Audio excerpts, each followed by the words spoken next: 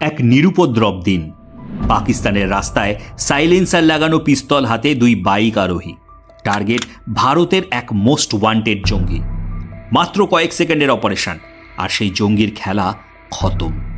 2021 সালের পর থেকে পাকিস্তানের মাটিতে ভারত বিরোধী জঙ্গিদের মৃত্যু যেন এক রুটিন হয়ে দাঁড়িয়েছে। কোনো সার্জিক্যাল স্ট্রাইক নয়, কোনো যুদ্ধবিমান নয়, নিভৃতে, অতর্কিতে এবং নিখুঁত নিশানায় শেষ করা হচ্ছে ভারতের শত্রুদের। গত কয়েক বছরে পাকিস্তানের মাটিতে একের পর এক এভাবেই ভারত বিরোধী জঙ্গি খতম হয়েছে, আর পাকিস্তান চিৎকার করে বলেছে এসব ভারতের চাল, আর দুনিয়া বলেছে অজ্ঞাত আততায়ীর কামাল। কিন্তু এই সব কিছুর পিছনে কি একজনেরই মস্তিষ্ক কাজ করছে? আর তিনি কি ভারতের জেমস বন্ড অজিত দোভাল? আজকের ভিডিওতে জানবো সেই সব চাঞ্চল্যকর ঘটনা যা পাকিস্তানের রাতের ঘুম কেড়ে নিয়েছে। 1 মার্চ 2022, করাচির আখতার কলোনি। নিজের ফার্নিচারের দোকানে বসেছিল জনৈক জাহিদ আখুন্দ। আচমকা দুই আততায়ী এসে পয়েন্ট ব্ল্যাঙ্ক রেঞ্জ থেকে মাথায় গুলি করে পালিয়ে যায়। পরে জানা যায় এই জাহিদ আসলে জহুর মিস্ত্রি, 1999 সালের ইন্ডিয়ান এয়ারলাইন্স IC-814 হাইজ্যাকের সেই কুখ্যাত জঙ্গি, যে রুপিন কাটিয়ালকে ছুরি মেরে নির্মমভাবে হত্যা করেছিল। 23 বছর পর পাকিস্তানের সুরক্ষিত ডেরায় তাকে খতম করা হলো।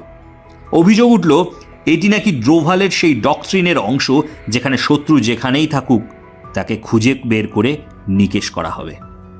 11 অক্টোবর 2023, শিয়ালকোটের ডাসকা এলাকার এক মসজিদে ফজরের নামাজ পড়ে বেরোচ্ছিল শাহিদ লতিফ। সে ছিল ভারতের পাঠানকোট বায়ুসেনা ঘাঁটিতে হামলার মূল চক্রান্তকারী। মোটরসাইকেলে আসা 3 অজ্ঞাত আততায়ী তাকে এবং তার সহযোগীকে সেখানেই ঝাঁঝরা করে দেয়। পাকিস্তান তদন্ত করে দাবি করে এক ভারতীয় এজেন্ট তৃতীয় কোনো দেশ থেকে এই অপারেশনের ছক কষেছিল, কিন্তু প্রমাণ আজও শূন্য। 6 মে 2023, লাহোরের জোহর টাউন।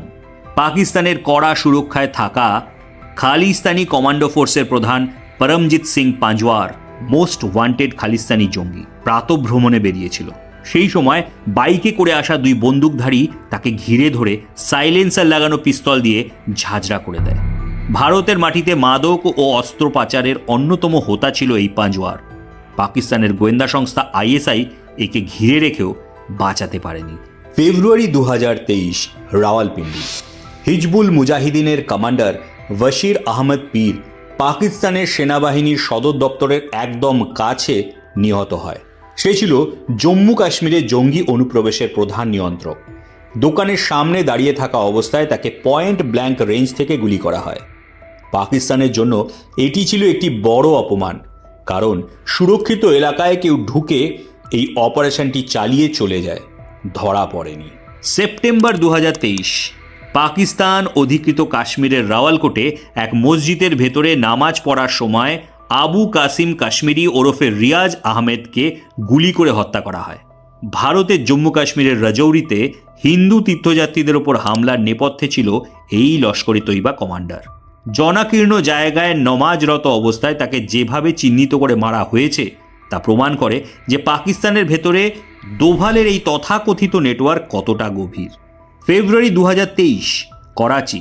করাচির অন্যতম অভিজাত এলাকায় নিজের বাড়ির গেটের সামনে নিহত হয় সৈয়দ খালিদ রাজা, আল বদর মুজাহিদিনের নেতা। তাকে কোনো সাধারণ গ্যাংস্টার নয়, বরং একজন দক্ষ শার্প শুটার মেরেছে বলে দাবি করে পাকিস্তানি পুলিশ।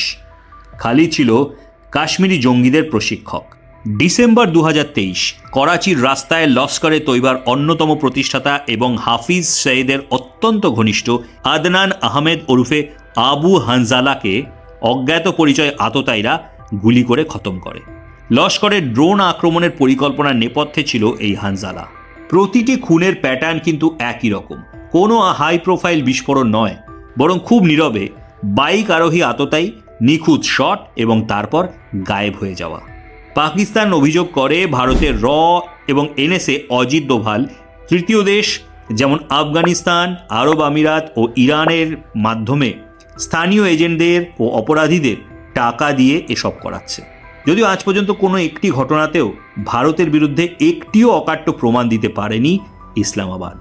ভারতের NSA অজিত দোভালের উপর ওঠা এই অভিযোগ সম্পর্কে বিশ্বাসযোগ্যতা তৈরি হয় যখন দেখা যায় যে 2014 সালে তামিলনাড়ু রাজ্যের তাঞ্জাভুরের শস্ত্র ডিমড ইউনিভার্সিটির the challenge of global terrorism বা বিশ্বব্যাপী সন্ত্রাসবাদের চ্যালেঞ্জ বিষয়ক স্মারক বক্তৃতায় মঞ্চ থেকে দোভাল পাকিস্তানকে হুঁশিয়ারি দিয়ে বলেছিলেন, you do one more Mumbai, you may lose Balochistan. India has shifted its gear from the defensive mode to defensive offense. You can do one Mumbai, you may lose Balochistan. Doval বলেছিলেন পাকিস্তান হারাবে বালুচিস্তান। আজ 2025-26 সালের পরিস্থিতি দেখে মনে হচ্ছে সেই ভবিষ্যৎবাণী অক্ষরে অক্ষরে ফলে যাচ্ছে। বালুচিস্তান আজ কেবল একটি অশান্ত প্রদেশ নয়, এটি আজ পাকিস্তানের সেনাবাহিনীর জন্য এক মরণ ফাঁদ। 2025 সালটি ছিল পাকিস্তানের প্রতিরক্ষা বাহিনীর ইতিহাসে এক অন্যতম অন্ধকার বছর। সরকারি ও বেসরকারি বিভিন্ন রিপোর্ট অনুযায়ী গত এক বছরে বালুচিস্তানে অন্তত 664 জন পাকিস্তানি নিরাপত্তারক্ষী প্রাণ হারিয়েছে, যা গত 50 বছরের মধ্যে সে দেশে সর্বোচ্চ। শুধু তাই নয়, 2026 জানুয়ারিতেই অপারেশন হেরোফ ফেজ 2 শুরু করেছে বালুচ লিবারেশন আর্মি। 31 জানুয়ারি 2026 বালুচিস্তানের অন্তত 24টি শহরে একযোগে হামলা চালানো হয়। বিদ্রোহীদের দাবি তারা ওই একদিনেই 84 জন পাকিস্তানি সৈন্যকে খতম করেছে, যদিও পাকিস্তান সরকার এই সংখ্যাটা কিছুটা কম বলে দাবি করে। বিদ্রোহীদের অত্যাধুনিক কৌশলের কাছে পাকিস্তান সেনাবাহিনী কতটা নাজেহাল তার প্রমাণ মেলে যখন তারা নৌশিকির মতো শহর প্রায় 3 দিন নিজেদের দখলে রেখে দিয়েছিল। হেলিকপ্টার ও ড্রোন পাঠিয়েও সেই শহর পুনরুদ্ধার করতে বেগ পেতে হয়েছিল ইসলামাবাদকে। 2024 সালের অগাস্টে বালুচ লিবারেশন আর্মি পুরো বালুচিস্তানে একযোগে হামলা চালিয়ে হাইওয়ে কবজা করে নিয়েছিল। একটা আস্ত ট্রেন কবজা করে নিয়েছিল 2025-এ। গোয়াদার পোর্টের মতো মেগা প্রজেক্ট আজ বালুচ বিদ্রোহীদের নিশানায়। চাইনিজ ইঞ্জিনিয়াররা সেখানে নিরাপদ নয় এবং চীন এই বিষয়ে যথেষ্ট উদ্বিগ্ন। 2025 সালের মে মাসে বালুচ নেচারা আন্তর্জাতিক মঞ্চে স্বাধীন বালুচিস্তানের ঘোষণা পর্যন্ত করে দিয়েছে, যা পাকিস্তানের সার্বভৌমত্বকে কাঁপিয়ে দিয়েছে। বালুচিস্তান আজ পাকিস্তানের নিয়ন্ত্রণের প্রায় বাইরে চলে গেছে। খোদ পাকিস্তানের প্রতিরক্ষামন্ত্রী খ্বাজা আসিফ স্বীকার করেছে যে বালুচিস্তানের বিশাল ভৌগোলিক এলাকায় বিদ্রোহীদের মোকাবিলা করা তাদের সেনাবাহিনীর জন্য এক চরম শারীরিক ও মানসিক প্রতিবন্ধকতা হয়ে দাঁড়িয়েছে। বালুচিস্তানের 40% এলাকা আজ এমন এক অবস্থায় যেখানে দিনের বেলাও পাকিস্তানি টহলদারি দল যেতে ভয় পায়। অনেক বিশ্লেষক মনে করে পাকিস্তান আজ বালুচিস্তানে কেবল টিকে থাকার লড়াই লড়ছে, শাসন করার নয়। আর পাকিস্তানের অভিযোগ এই বিদ্রোহীদের পেছনে আছে অজিত দোভালের মস্তিষ্ক। কারণ আগে বালুচদের হাতে থাকতো পুরনো বন্দুক, কিন্তু এখন তাদের কাছে দেখা যাচ্ছে অত্যাধুনিক night vision thermal sight, drone এবং আইডি প্রযুক্তি। পাকিস্তান দাবি করে এই প্রযুক্তি এবং প্রশিক্ষণ দোভালের নেটওয়ার্কেই তাদের সরবরাহ করা হয়েছে।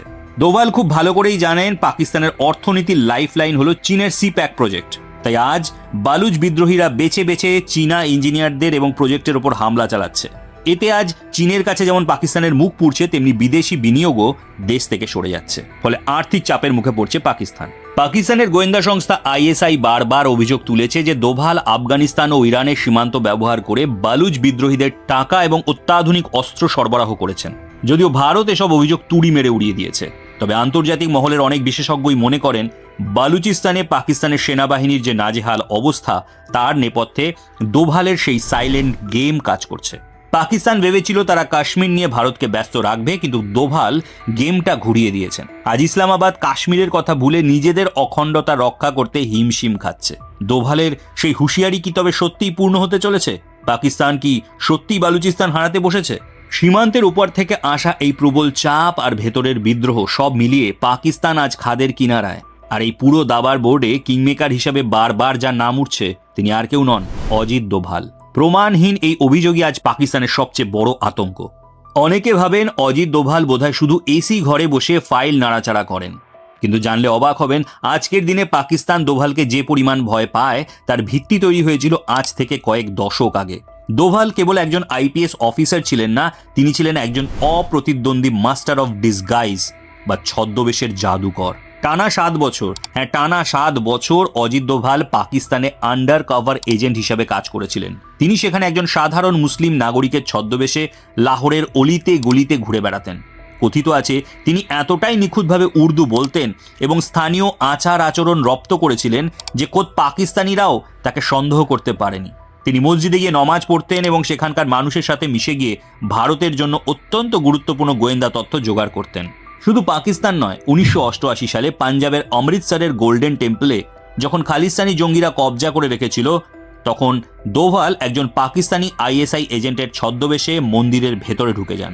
জঙ্গিরা ভেবেছিল তিনি তাদের সাহায্য করতে পাকিস্তান থেকে এসেছেন এবং তিনি তাদের সেই বিশ্বাস অর্জনও করেছিলেন। তিনি জঙ্গিদের পুরো প্রতিরক্ষা ব্যবস্থা দেখে নেন এবং সেই তথ্য ভারতীয় সেনাকে দেন, যার ফলে অপারেশন ব্লু স্টার 2 অর্থাৎ ব্ল্যাক থান্ডার সফল হয়। আর যে মানুষটি শত্রু শিবিরের ভেতরে ঢুকে দিনের পর দিন কাটিয়ে আসতে পারেন, তার কাছে করাচি বা লাহোরে সোর্স লাগানো কি খুব কঠিন কাজ?